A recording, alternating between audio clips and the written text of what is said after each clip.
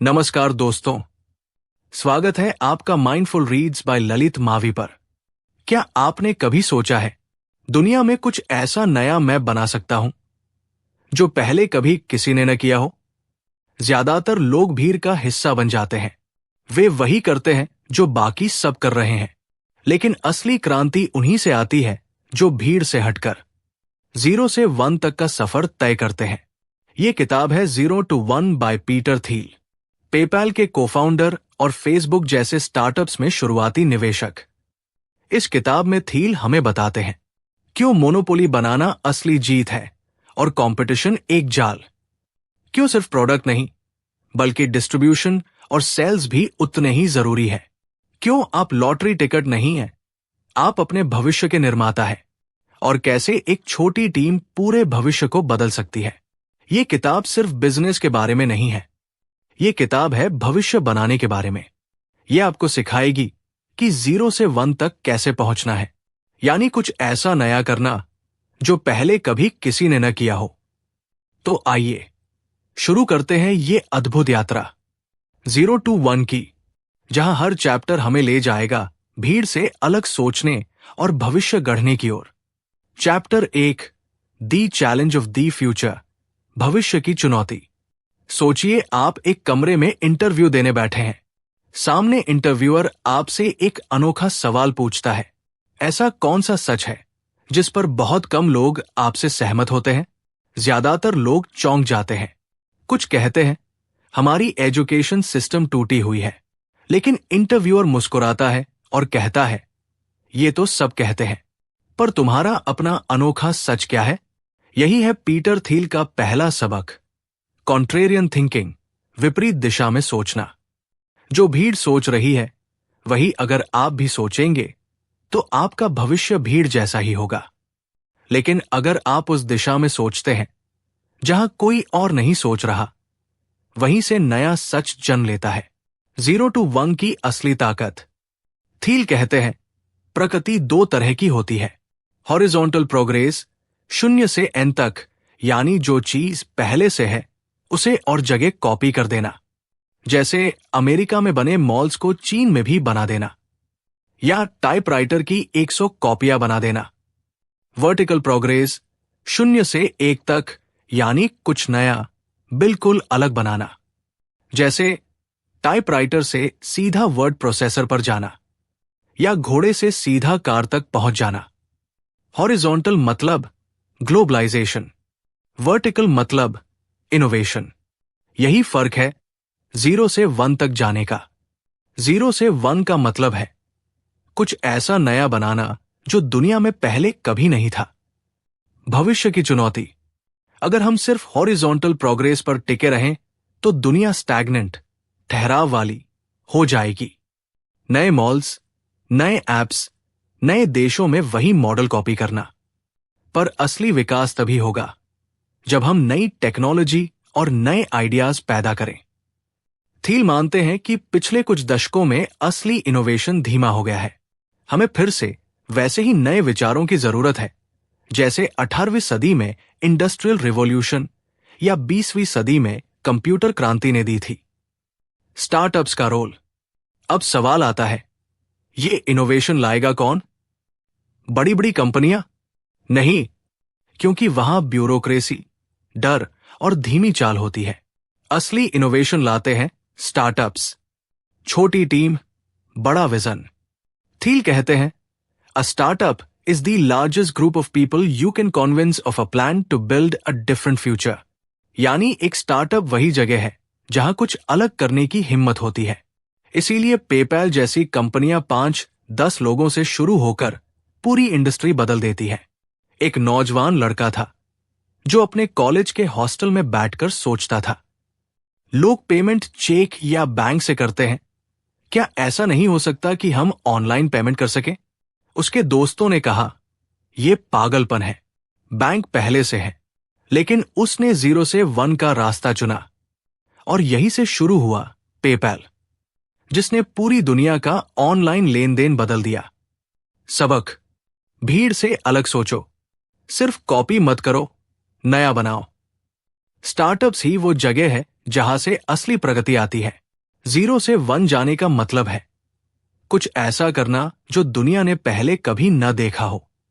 Chapter 2 party like it's 1999 bubble की कहानी। साल था 1999। सिलिकॉन वैली में हर तरफ हलचल थी। लोग मानते थे इंटरनेट सब कुछ बदल देगा।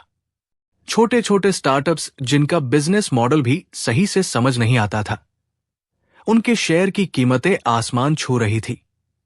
लोग सोचते थे प्रॉफिट की चिंता मत करो, बस ग्रो करो। पेज व्यूज, क्लिक, यूजर्स, यही सब कुछ है। ऐसा लगता था जैसे हर कोई अमीर बनने ही वाला है। हर जगह पार्टियां थी, फंडिंग थी और लोगों में पागलपन जैसी उत्तेजना थी। इंटरनेट का उदय। 1990 के दशक की शुरुआत में इंटरनेट बस एक टेक्नोलॉजी था जिसे कुछ रिसर्चर इस्तेमाल करते थे। लेकिन जब मोज़ेक ब्राउज़र और बाद में नेटस्केप आया तो अचानक इंटरनेट सबके हाथ में पहुंच गया। लोगों ने सोचना शुरू किया, अब खरीदारी ऑनलाइन होगी, अब खबरें ऑनलाइन मिलेंगी, अब पैसा भी ऑनलाइन चलेगा। ये सब सुनने में सही था, लेकिन असली सवाल था क्या ये कंपनियां कभी प्रॉफिट भी कमाएंगी? .com bubble. 1998 से 2000 तक का समय एक बबल, गुब्बारा था। लाखों लोग नई नई इंटरनेट कंपनियों में पैसा लगा रहे थे। स्टार्टअप्स बिना प्रॉफिट के भी करोड़ों की वैल्यूएशन पा रहे थे। हर कोई सोच रहा था अगर मैंने अभी इन्वेस्ट नहीं किया तो मैं पीछे रह जाऊंगा। लेकिन हकीकत यह थी बहुत सी कंपनियां बस नाम और उम्मीद पर चल रही थी। उनके पास असली बिजनेस मॉडल नहीं था। पेपैल की कहानी उस दौर में। पीटर थिल बताते हैं कि उस समय वो पेपैल बना रहे थे। शुरुआत में उन्होंने सोचा लोग पाम पायलट, एक पुराना मोबाइल डिवाइस, से पैसे भेज पाएंगे, लेकिन ये आइडिया चला नहीं। फिर उन्होंने इसे ईमेल पेमेंट सिस्टम में बदला। ये तेजी से बढ़ा, लेकिन साथ ही सवाल भी उठा, क्या ये टिकेगा? क्या ये सिर्फ बबल का हिस्सा है? लोग उस वक्त पैसे जला रहे थे सिर्फ यूजर पाने के लिए। पेपैल ने भी शुरुआत में $10 देकर दोस्तों को जोड़ने का ऑफर चलाया। कंपनी तेजी से बढ़ी, पर खर्च भी बहुत हुआ। थील मानते हैं कि उस समय उन्हें खुद भी डर लगता था, अगर बबल फूट गया तो पेपैल डूब जाएगा। बबल का फटना। साल 2000 आते आते हकीकत सामने आ गई। .com बबल फट गया। बड़ी बड़ी इंटरनेट कंपनियां दिवालिया हो गई। लाखों लोग बेरोजगार हो गए। निवेशकों का पैसा डूब गया। यह था भीड़ के पीछे भागने का नतीजा। सीखे गए सबक। बबल फटने के बाद लोगों ने 4 सुरक्षित नियम बना लिए। बड़े विजन मत रखो, बस छोटे छोटे स्टेप लो।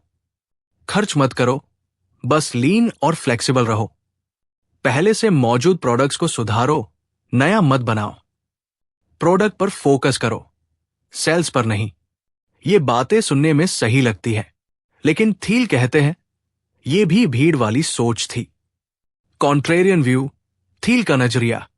थील ने इसका उल्टा सीखा। छोटा सोचने से अच्छा है बड़ा रिस्क लेना।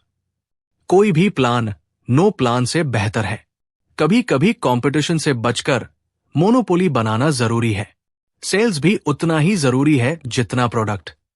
मान लो आप उस दौर में एक कंपनी शुरू करते हैं। आपके पास आइडिया है कि लोग ऑनलाइन किताबें खरीदेंगे। लोग हंसते हैं, किताब ऑनलाइन कौन खरीदेगा? लेकिन आप डटे रहते हैं, हर यूजर को जोड़ते हैं, सेल्स पर ध्यान देते हैं। धीरे धीरे आप एक नाम बनाते हैं, Amazon। यही फर्क है बबल वाली भीड़ और असली विजनरी के बीच। सबक। भीड़ के पीछे मत भागो। हर बबल हमें सिखाता है कि हकीकत और भ्रम में फर्क करना जरूरी है। प्रॉफिट और असली वैल्यू ही लंबे समय में मायने रखते हैं। Chapter 3। All happy companies are different. सभी सफल कंपनियां अलग होती है। थील एक सवाल पूछते हैं, ऐसी कौन सी वैल्यूएबल कंपनी है जिसे अभी तक कोई नहीं बना रहा? यह सवाल किसी भी एंटरप्रेन्योर के लिए सबसे बड़ा टेस्ट है, क्योंकि ज्यादातर लोग कंपटीशन में फंस जाते हैं और बहुत कम लोग कुछ अनोखा बनाने का साहस करते हैं। गूगल बनाम एयरलाइंस। थील एक उदाहरण देते हैं। एयरलाइंस हर साल अरबों डॉलर की कमाई करती है, लेकिन प्रॉफिट इतना कम कि एक यात्री से 37 सेंट ही बचता है। दूसरी तरफ गूगल, जिसका प्रॉफिट मार्जिन 20% से भी ज्यादा है। फर्क ये नहीं कि एयरलाइंस वैल्यू नहीं बना रही, फर्क ये है कि वे वैल्यू को कैप्चर नहीं कर पा रही, क्योंकि एयरलाइंस में भयंकर कंपटीशन है, जबकि गूगल के पास लगभग मोनोपोली है। Competition versus monopoly. इकोनॉमिक्स में दो किस्म के मार्केट माने जाते हैं। परफेक्ट कंपटीशन, पूर्ण प्रतिस्पर्धा, ढेर सारी कंपनियां, प्राइस कंट्रोल नहीं, लॉन गटर में कोई प्रॉफिट नहीं। मोनोपोली, एकाधिकार, यूनिक प्रोडक्ट या सर्विस, प्राइस खुद तय कर सकते हैं। लॉन्ग टर्म प्रॉफिट और ग्रोथ। असली बिजनेस वही जीतता है जहां वो कंपटीशन से बचकर मोनोपोली बना ले। झूठ जो लोग कहते हैं। मोनोपोलिस्ट्स का झूठ। बड़ी कंपनियां जैसे गूगल हमेशा दिखाती है कि वे बहुत सारी कंपनियों से कॉम्पीट कर रही है, ताकि लोग उन्हें डोमिनेंट न समझे। जैसे गूगल कहता है, हम सिर्फ सर्च नहीं बल्कि car, cloud, AI, voice assistant, social media सब में कॉम्पीट कर रहे हैं। कॉम्पेटिटर्स का झूठ। छोटे बिजनेस कहते हैं, हम यूनिक हैं, हमारा कोई कंपटीशन नहीं, लेकिन असल में वे बहुत बड़े मार्केट का छोटा हिस्सा होते हैं। सच ये है, मोनोपोली वाली कंपनियां अपनी ताकत छुपाती है और कंपटीशन वाली कंपनियां अपनी कमजोरी छुपाती है। कंपटीशन की बर्बादी। कंपटीशन कभी कभी इतना खतरनाक होता है कि कंपनियां जंग की तरह लड़ती है। माइक्रोसॉफ्ट बनाम गूगल, कोक बनाम पेप्सी, फ्लिपकार्ट बनाम अमेज़न। पर इस जंग में असली इनोवेशन गायब हो जाता है। कंपनियां सिर्फ राइवल को हराने में लगी रहती हैं, जबकि मोनोपोली वाली कंपनियां शांति से लॉन्ग टर्म विजन पर काम करती हैं। वे अपने कर्मचारियों का ख्याल रख सकती हैं, रिसर्च में पैसा लगा सकती है। Monopoly capitalism. लोग अक्सर सोचते हैं कि मोनोपोली बुरी होती है, लेकिन थील कहते हैं creative monopoly is good for society, क्योंकि ऐसी कंपनियां कुछ नया बनाती है।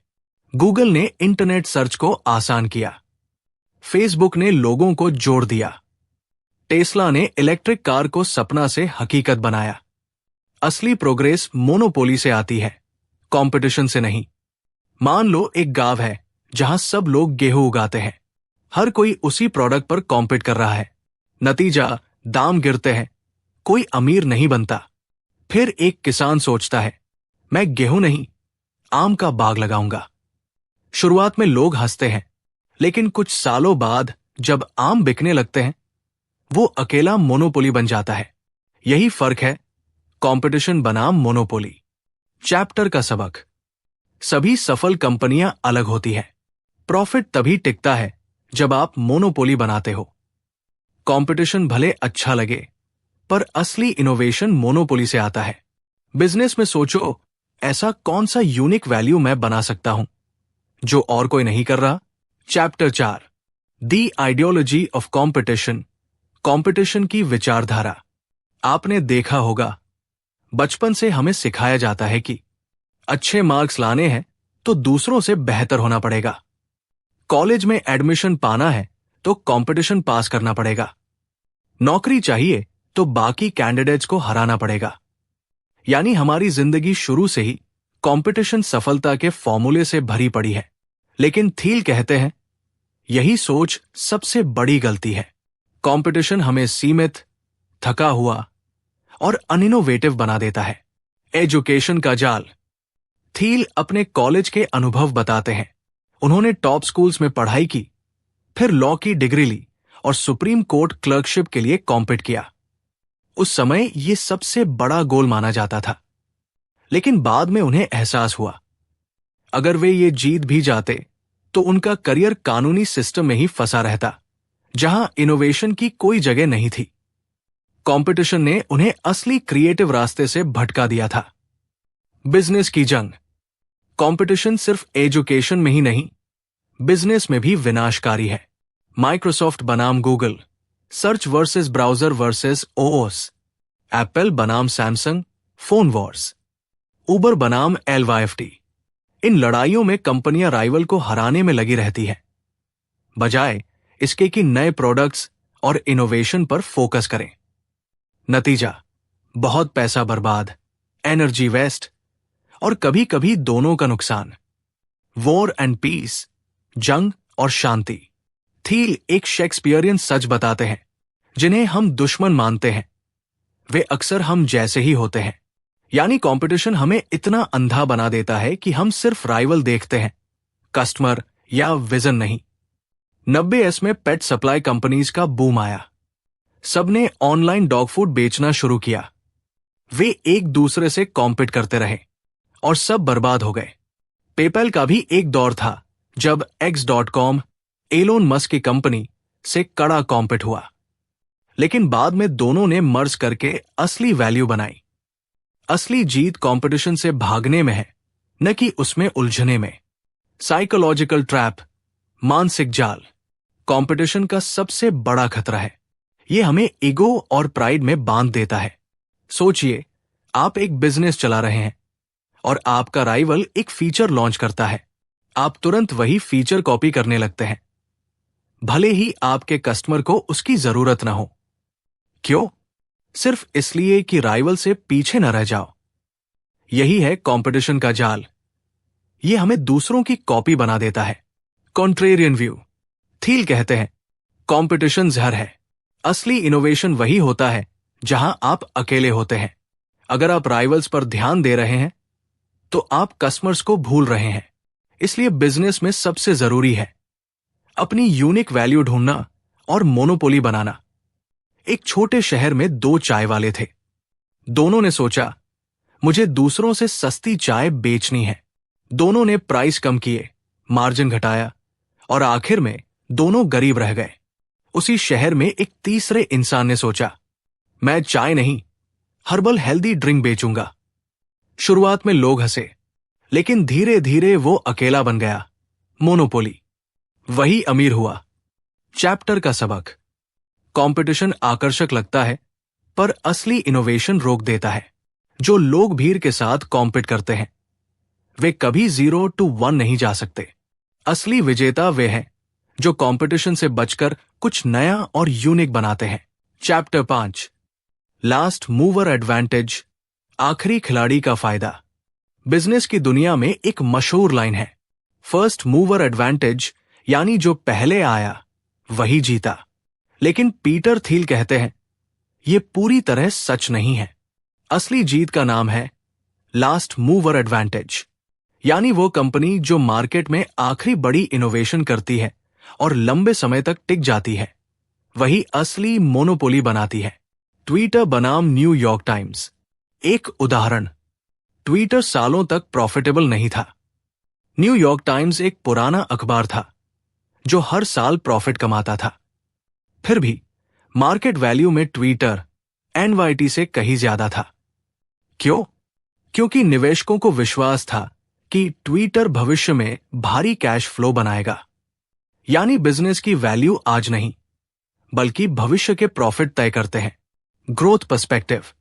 लो ग्रोथ बिजनेस जैसे रेस्टोरेंट या दुकानें, इनकी वैल्यू आज की परफॉर्मेंस पर निर्भर करती है।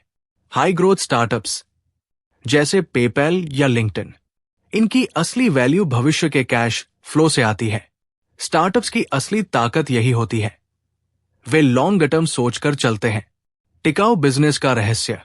थील कहते हैं, किसी भी बिजनेस का असली टेस्ट ये नहीं कि वो आज कितना कमा रहा है, बल्कि यह है कि क्या वो 10 साल बाद भी जिंदा और प्रॉफिटेबल रहेगा।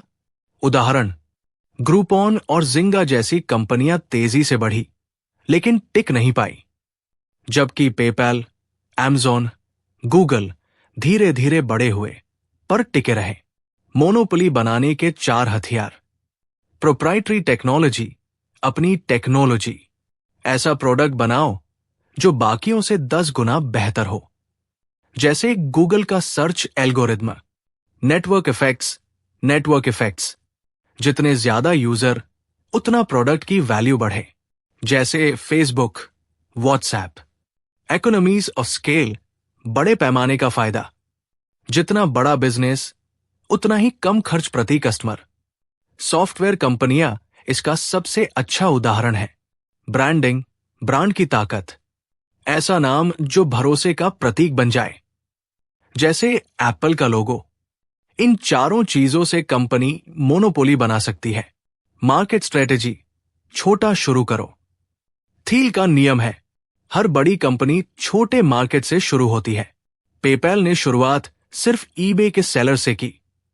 फेसबुक ने शुरुआत सिर्फ हार्वर्ड यूनिवर्सिटी से की। छोटा मार्केट जीतना आसान है और वहां से धीरे धीरे बड़ा होना ही असली रणनीति है। डिसरप्शन का धोखा। सिलिकॉन वैली में लोग कहते हैं हम डिसरप्ट करेंगे, लेकिन थील कहते हैं यह खतरनाक सोच है। असली जीत डिसरप्ट करने से नहीं, वैल्यू बनाने से मिलती है। पेपैल ने बैंकों को गिराने का सपना नहीं देखा, बल्कि ऑनलाइन पेमेंट को आसान बनाने का सोचा। The last will be first. Thiel का कहना है जीतने वाला वो नहीं जो सबसे पहले आया, बल्कि वो जो सबसे आखिर में सबसे टिकाऊ इनोवेशन करता है। इसे वे लास्ट मूवर एडवांटेज कहते हैं। जैसे शतरंज में खेल का असली मास्टर वो होता है जो एंड गेम जीतता है। 90s में ढेरों सर्च इंजन आए, एल्टा विस्टा, याहू, आस्क जीवेस। सबसे पहले वही आए थे, लेकिन असली विजेता कौन बना? गूगल। क्योंकि गूगल ने आखिरी बड़ा इनोवेशन किया और आज तक टिके हुए हैं। चैप्टर का सबक, पहले आना जीत की गारंटी नहीं। असली ताकत है टिके रहना और लॉन्ग टर्म वैल्यू बनाना। मोनोपोली बनाने के 4 हथियार याद रखो: टेक्नोलॉजी, नेटवर्क, स्केल, ब्रांड। हमेशा छोटा शुरू करो, फिर धीरे धीरे बड़ा बनो। Chapter 6, you are not a lottery ticket. आप लॉटरी टिकट नहीं है। सोचिए, अगर कोई कहे जिंदगी तो बस लॉटरी है, कुछ लोग भाग्यशाली होते हैं और कुछ नहीं। ज्यादातर लोग यही मानते हैं।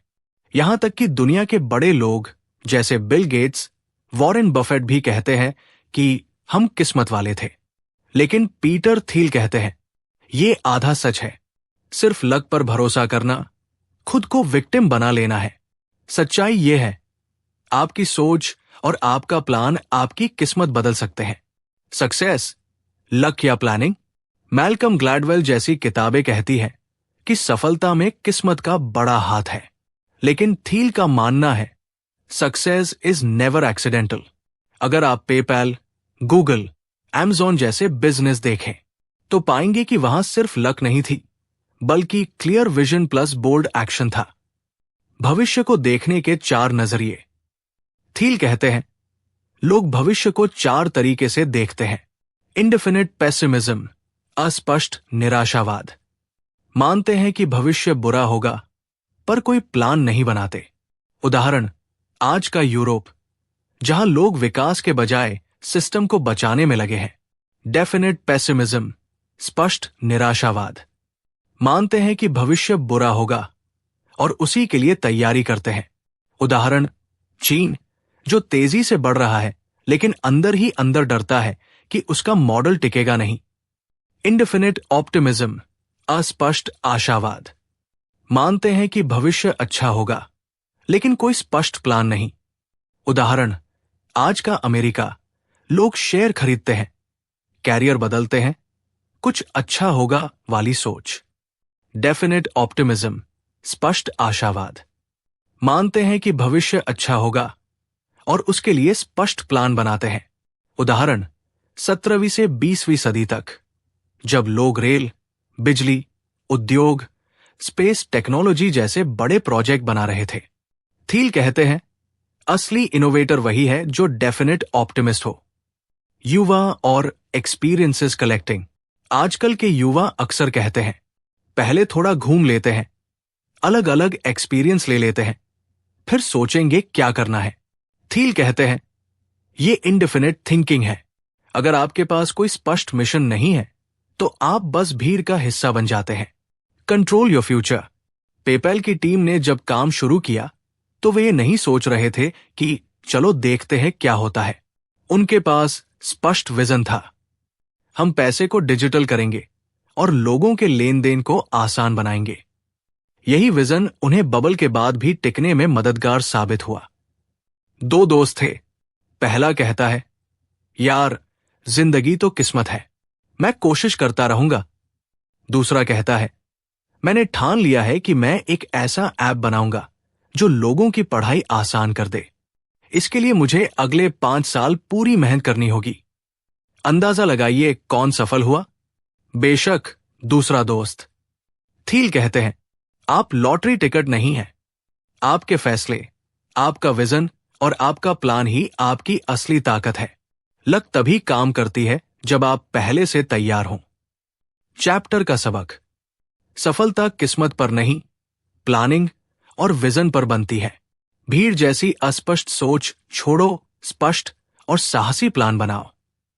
खुद को लॉटरी टिकट मत समझो, आप अपने भविष्य के निर्माता हो। चैप्टर 7। फॉलो द मनी, पैसे का पीछा करो। सोचिए आप एक इन्वेस्टर हो। आपके पास 10 अलग अलग स्टार्टअप्स में निवेश करने का मौका है। आप क्या करोगे? ज्यादातर लोग कहेंगे, थोड़ा थोड़ा सब में डाल देते हैं, रिस्क कम रहेगा। लेकिन पीटर थील कहते हैं, यह सबसे बड़ी गलती है, क्योंकि पावर लॉ बताता है, असली रिटर्न सिर्फ 1 या 2 कंपनियों से आएगा, बाकी सब बेकार हो जाएंगी। पावर लॉ क्या है? पावर लॉ कहता है, हर जगह चीजें बराबर नहीं बंटी होती। कुछ कम चीजें ज्यादा असर डालती है। उदाहरण, दुनिया की कुछ ही कंपनियां पूरी इकोनॉमी पर हावी है। कुछ ही किताबें बेस्ट सेलर बनती है। कुछ ही मूवीज बॉक्स ऑफिस हिट होती है। यानी 80/20 रूल, जहां 20% चीजें 80% रिजल्ट देती है। और स्टार्टअप्स की दुनिया में तो ये और भी एक्सट्रीम होता है। 1% कंपनियां 99% वैल्यू बनाती है। वेंचर कैपिटल का सच। थील अपने वेंचर कैपिटल अनुभव बताते हैं। उन्होंने फेसबुक, लिंक्डइन, पलंतीर जैसी कंपनियों में निवेश किया, लेकिन साथ ही बहुत से स्टार्टअप्स में भी पैसा लगाया जो पूरी तरह फ्लॉप हो गए। फर्क ये था कि फेसबुक ने अकेले बाकी सब नुकसान को भी कवर कर दिया। यानी एक बड़ी जीत, सो हार पर भारी। Company level power law. ये सिर्फ निवेश में नहीं, बल्कि कंपनियों के अंदर भी होता है। किसी कंपनी की ग्रोथ का बड़ा हिस्सा अक्सर एक प्रोडक्ट से आता है। कंपनी की सफलता का बड़ा हिस्सा कुछ टॉप परफॉर्मर कर्मचारियों से आता है।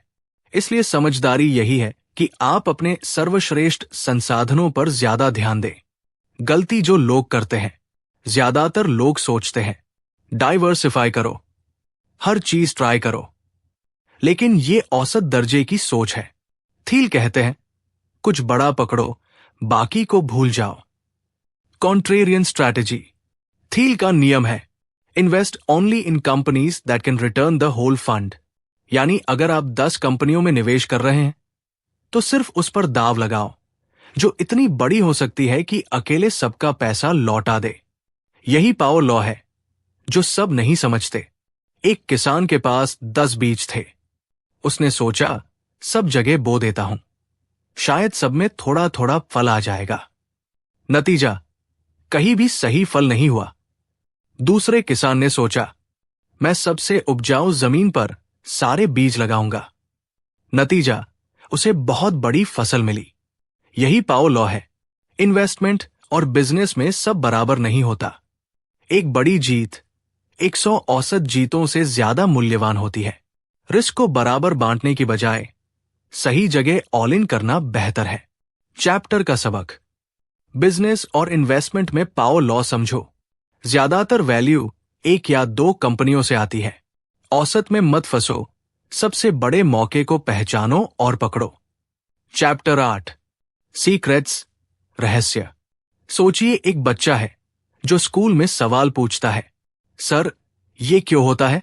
अक्सर टीचर जवाब देते हैं, ये सबको पता है या ऐसा ही है।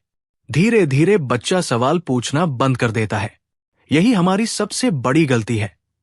हम मान लेते हैं कि अब सब कुछ खोजा जा चुका है, लेकिन पीटर थील कहते हैं, अभी भी बहुत से रहस्य हैं और इन्हें ढूंढना ही असली सफलता की चाबी है।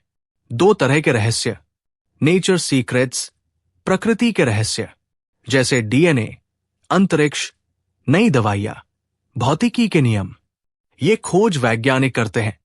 पीपल सीक्रेट्स, समाज के रहस्य, जैसे लोग असल में क्या चाहते हैं पर किसी ने अभी तक प्रोडक्ट नहीं बनाया।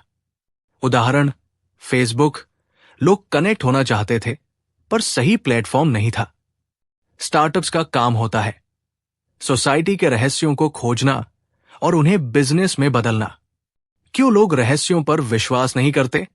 कंफर्ट, लोग सोचते हैं अगर कोई रहस्य होता तो किसी और ने पहले ही खोज लिया होता।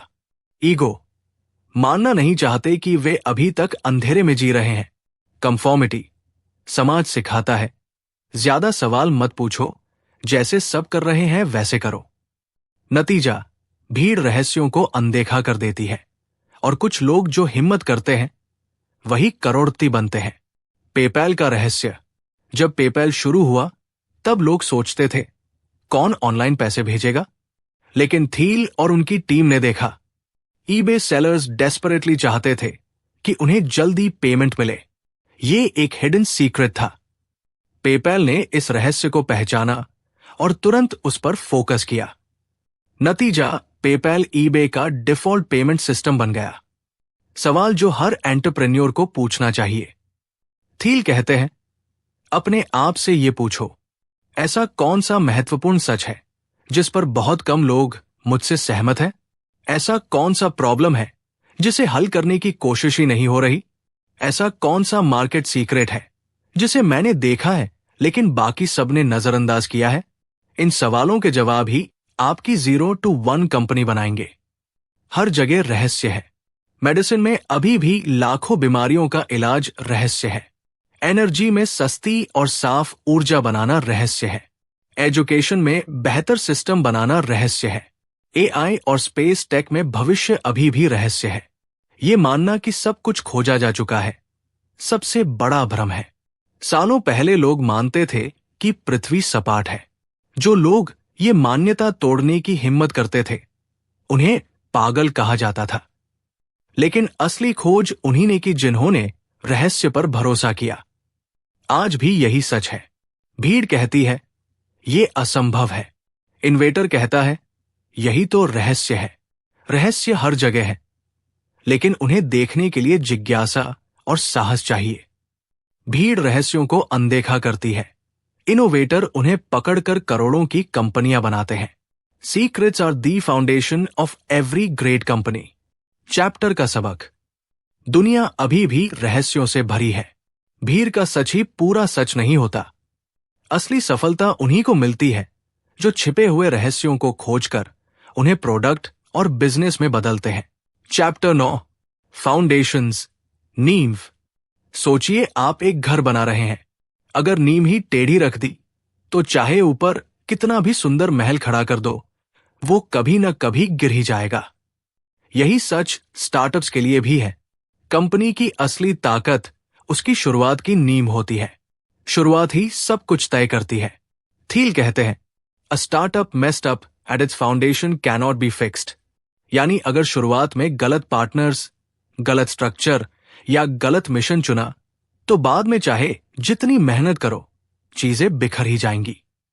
कोफाउंडर्स का महत्व, कंपनी शुरू करते समय सबसे अहम फैसला होता है को-फाउंडर चुनना। अच्छा पार्टनर सफलता का दरवाजा, गलत पार्टनर हमेशा का झगड़ा। थील कहते हैं, co-founding a company is like getting married. अगर भरोसा और तालमेल नहीं है तो कंपनी टूट जाएगी। ओनरशिप, पोजेशन और कंट्रोल। थील 3 चीजों के बीच फर्क बताते हैं। ओनरशिप, स्वामित्व, किसके पास कंपनी के शेयर हैं, यानी असली मालिक कौन है। पोजेशन, नियंत्रण, दिन प्रतिदिन का काम कौन चला रहा है, यानी मैनेजर, टीम लीडर आदि। कंट्रोल, निर्णय शक्ति, बड़े फैसले कौन लेता है, यानी बोर्ड ऑफ डायरेक्टर्स। अगर ये तीनों चीजें साफ नहीं हुई तो कंपनी में कॉन्फ्लिक्ट शुरू हो जाएगा। पेपैल की सीख। पेपैल की शुरुआती टीम में बहुत से स्ट्रॉन्ग पर्सनालिटीज थे। Elon Musk, Max Levchin, Peter Thiel आदि। अगर इनमें आपसी भरोसा और तालमेल न होता तो कंपनी बहुत पहले ही टूट जाती। लेकिन उन्होंने शुरुआत से ही ओनरशिप और कंट्रोल पर स्पष्ट नियम बनाए, इसलिए पेपैल आगे बढ़ सका। कला का खतरा। थील बताते हैं, स्टार्टअप्स में सबसे बड़ा खतरा बाहर से नहीं बल्कि अंदर से आता है। फाउंडर्स की लड़ाई, कर्मचारियों की असहमति, ओनरशिप का झगड़ा, ये सब कंपनी को अंदर से तोड़ देते हैं। इसलिए शुरुआत में ही हर चीज क्लियर और ट्रांसपेरेंट होनी चाहिए। मिशन की नींव सिर्फ ओनरशिप और कंट्रोल ही नहीं बल्कि मिशन भी शुरुआत से स्पष्ट होना चाहिए। आप कंपनी क्यों बना रहे हो? किस समस्या को हल करना चाहते हो? आपकी 10 साल बाद की दिशा क्या होगी? अगर मिशन ही साफ नहीं तो टीम भी बिखरी हुई रहेगी।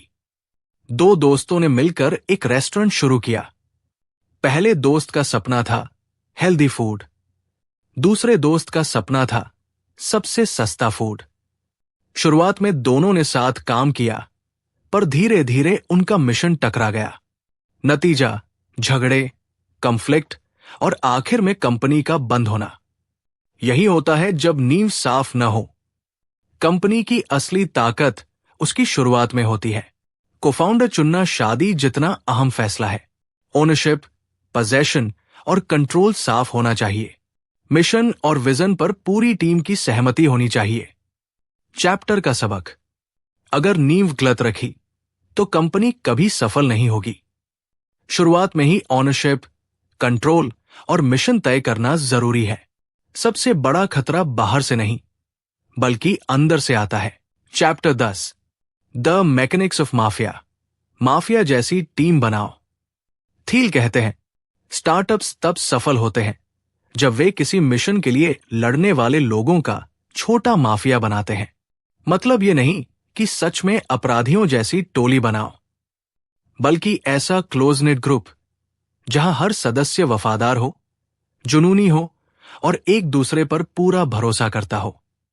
PayPal mafia.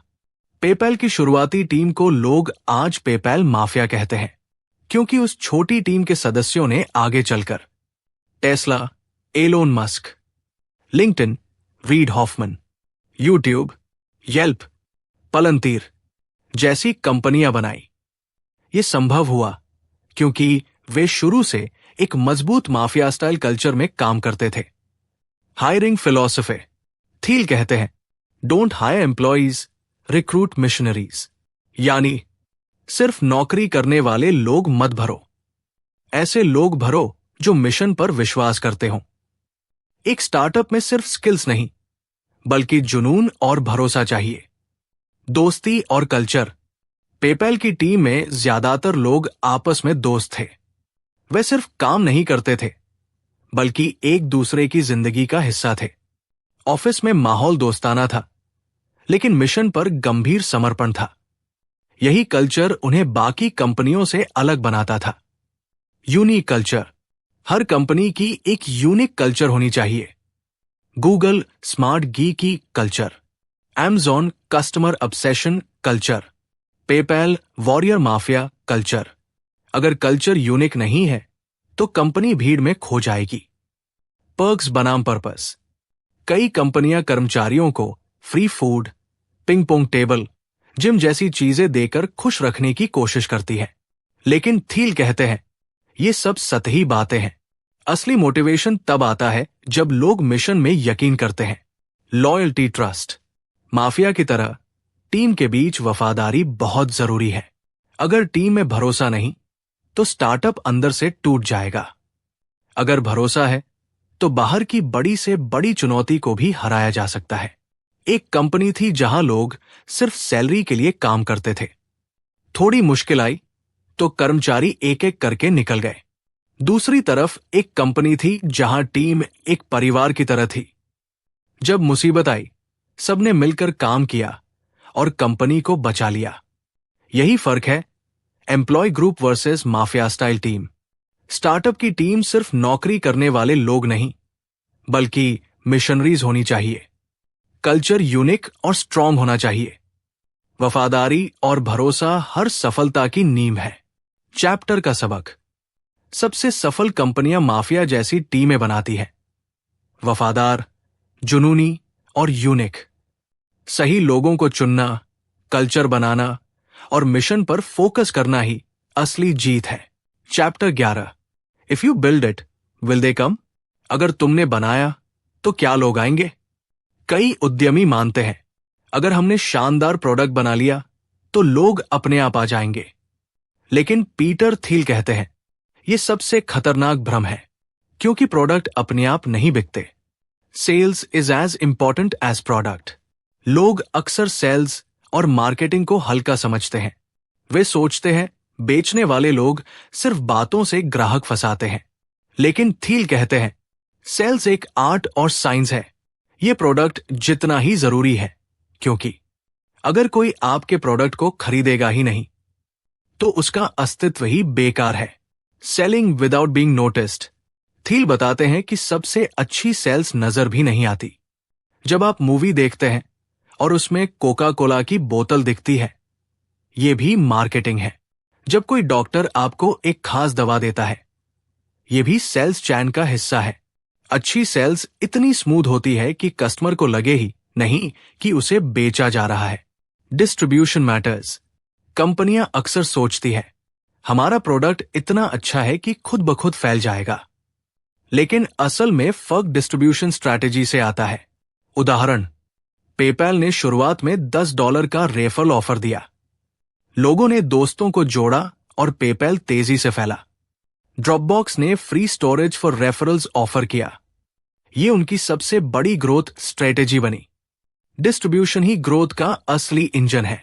Different levels of sales. Thiel बताते हैं कि सेल्स अलग अलग लेवल पर काम करती है। कॉम्प्लेक्स सेल्स, जटिल सेल्स, जैसे बड़े सॉफ्टवेयर या एनर्जी प्रोजेक्ट्स। एक एक डील करोड़ों की होती है। यहां पर्सनल रिलेशनशिप और लंबी बातचीत जरूरी है। पर्सनल सेल्स, व्यक्तिगत बिक्री, जैसे किसी डॉक्टर या छोटे बिजनेस को नया टूल बेचना। मास मार्केटिंग, जन मार्केटिंग, जैसे Coca Cola, Apple iPhone. Branding और विज्ञापन का रोल। हर लेवल के लिए अलग सेल्स स्ट्रेटेजी चाहिए। Why founders must sell. Thiel कहते हैं स्टार्टअप फाउंडर्स को खुद सेल्समैन होना चाहिए, क्योंकि अगर आप अपना प्रोडक्ट खुद नहीं बेच सकते तो कोई और भी उसे नहीं बेच पाएगा। पेपैल के शुरुआती दिनों में फाउंडर्स खुद बैंक और यूजर से मिलकर उन्हें मनाते थे। एक आविष्कारक ने एक शानदार मशीन बनाई जो किसानों का काम आधा कर देती थी। वो मशीन लेकर बाजार में खड़ा हो गया और बोला, देखो कितनी बढ़िया है। लेकिन कोई नहीं खरीदा, क्योंकि उसने कभी ये समझाने की कोशिश ही नहीं की कि ये किस तरह किसान की जिंदगी आसान करेगी। यही फर्क है प्रोडक्ट बनाना और प्रोडक्ट बेचना। सिर्फ प्रोडक्ट बनाना काफी नहीं है, डिस्ट्रीब्यूशन स्ट्रैटेजी उतनी ही अहम है। अच्छी सेल्स नजर नहीं आती, पर हर जगह मौजूद होती है। फाउंडर को खुद सेल्स करना आना चाहिए। प्रोडक्ट प्लस डिस्ट्रीब्यूशन असली सफलता। चैप्टर का सबक। अगर तुमने बनाया तो लोग अपने आप आ जाएंगे, ये झूठ है। सेल्स और मार्केटिंग उतनी ही जरूरी है जितना प्रोडक्ट। हर स्टार्टअप को शुरुआत से ही अपनी डिस्ट्रीब्यूशन स्ट्रैटेजी तय करनी चाहिए। चैप्टर 12। Man and machine. इंसान और मशीन। कंप्यूटर और आर्टिफिशियल इंटेलिजेंस के बारे में सुनते ही अक्सर लोग सोचते हैं भविष्य में रोबोट सब कुछ कर लेंगे और इंसान बेरोजगार हो जाएगा। लेकिन पीटर थील कहते हैं मशीनें इंसानों को रिप्लेस नहीं करेंगी, वे इंसानों के साथ मिलकर काम करेंगी। यानी भविष्य ह्यूमन वर्सेस मशीन का नहीं, बल्कि ह्यूमन प्लस मशीन का है। डर का सच। इतिहास में हर नई टेक्नोलॉजी से लोग डरते रहे। जब मशीनें आई तो लोगों को लगा कि किसान और मजदूर बेरोजगार हो जाएंगे। जब कंप्यूटर आए तो लोगों ने सोचा कि दफ्तर के सारे लोग निकाले जाएंगे। लेकिन हुआ क्या? मशीनों ने इंसानों को रिप्लेस नहीं किया, बल्कि उनकी क्षमता बढ़ाई। इंसान प्लस मशीन सबसे ताकतवर। थील उदाहरण देते हैं 2005 में एक चेस टूर्नामेंट हुआ। इसमें ग्रैंड मास्टर्स बनाम सुपर कंप्यूटर्स खेला गया। लोग मान रहे थे कि कंप्यूटर जीतेंगे, लेकिन नतीजा चौंकाने वाला था। सबसे बड़ी जीत एवरेज प्लेस प्लस लैपटॉप्स की टीम ने की, यानी इंसान और मशीन का कॉम्बिनेशन सबसे ताकतवर साबित हुआ। हेल्थ केयर का उदाहरण, मशीनें एक्सरे और एमआरआई को बहुत तेजी से स्कैन कर सकती हैं, लेकिन डॉक्टर समझ सकते हैं कि मरीज की जिंदगी के दूसरे पहलू क्या है।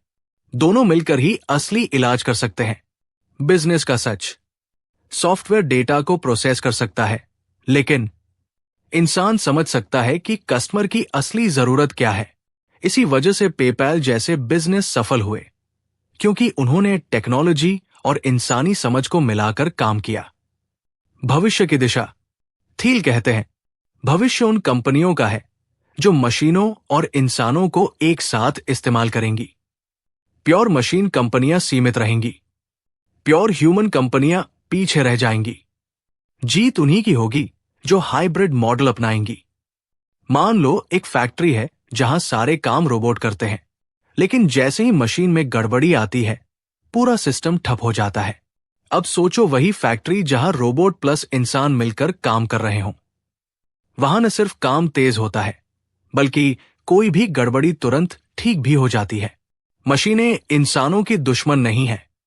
असली ताकत इंसान और मशीन के कॉम्बिनेशन में है। भविष्य उन्हीं कंपनियों का है जो ह्यूमन प्लस मशीन सिनर्जी बनाएंगी। चैप्टर का सबक, मशीनों से मत डरो, उन्हें साथी बनाओ। अकेली मशीनें या अकेले इंसान उतने ताकतवर नहीं जितना दोनों साथ में। भविष्य ह्यूमन प्लस मशीन कोलैबोरेशन का है। चैप्टर 13, सीइंग ग्रीन, हरा भविष्य देखना। साल 2000 के आसपास जब .com बबल फटा, तब एक नया ट्रेंड शुरू हुआ, ग्रीन टेक्नोलॉजी।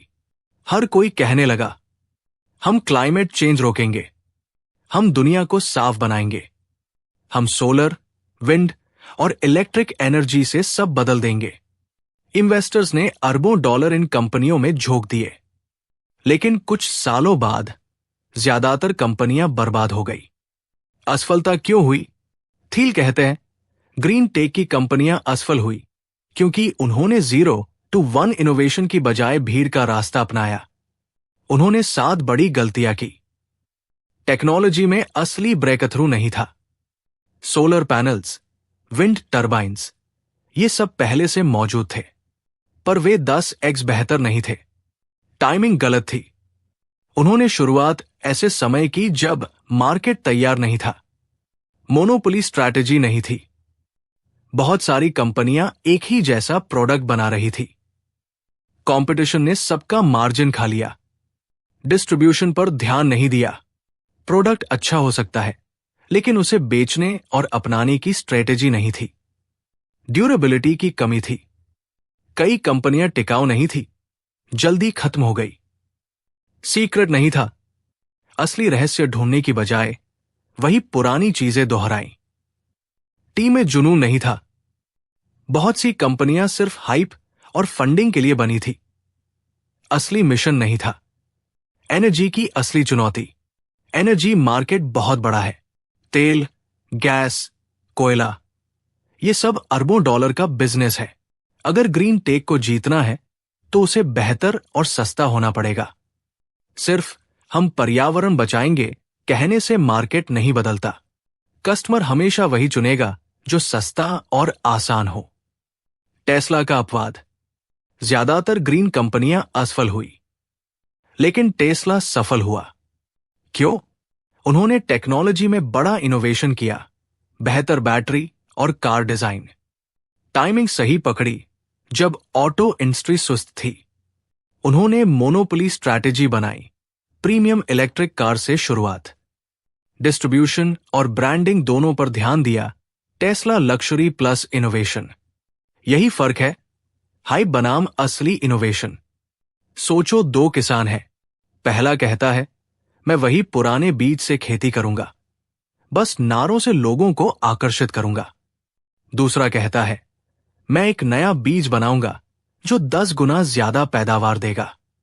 नतीजा, पहले का नारा कुछ दिन चलेगा, लेकिन दूसरा किसान ही असली बदलाव लाएगा। ग्रीन टेक सिर्फ नारे और हाइप पर नहीं टिकेगी।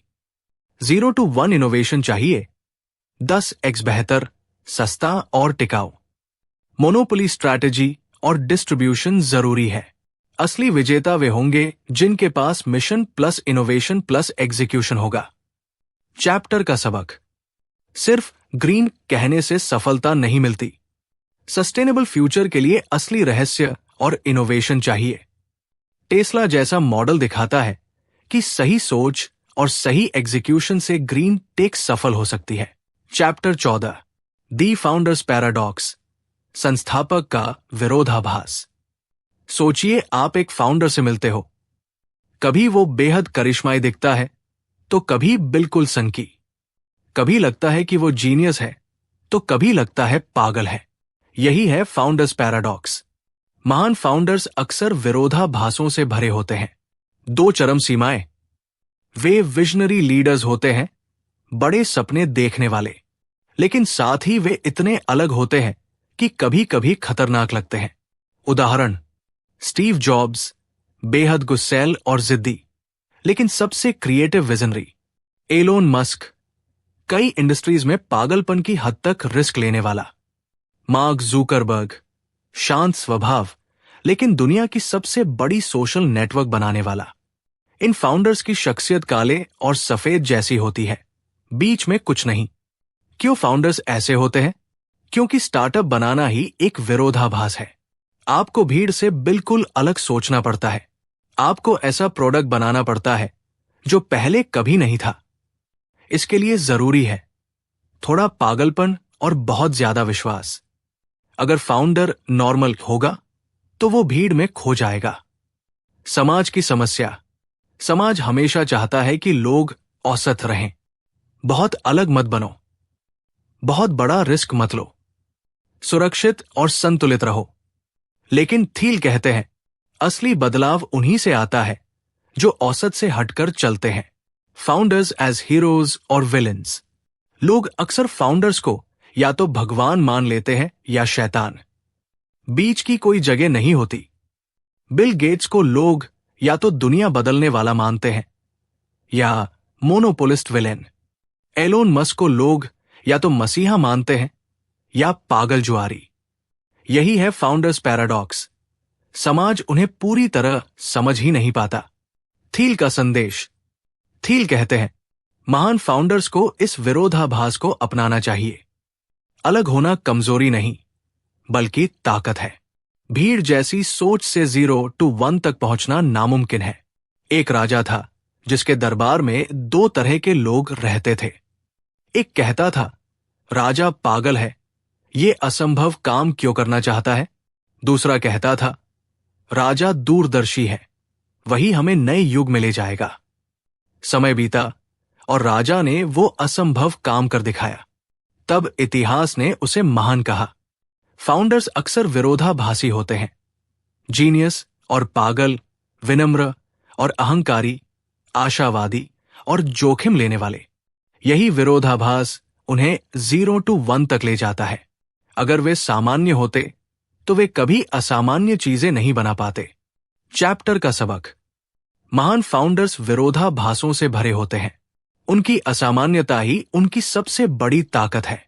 दुनिया बदलने के लिए थोड़ा पागलपन और बहुत सारा विश्वास जरूरी है। तो दोस्तों, ये थी 0 to 1 बाय पीटर थील की पूरी यात्रा।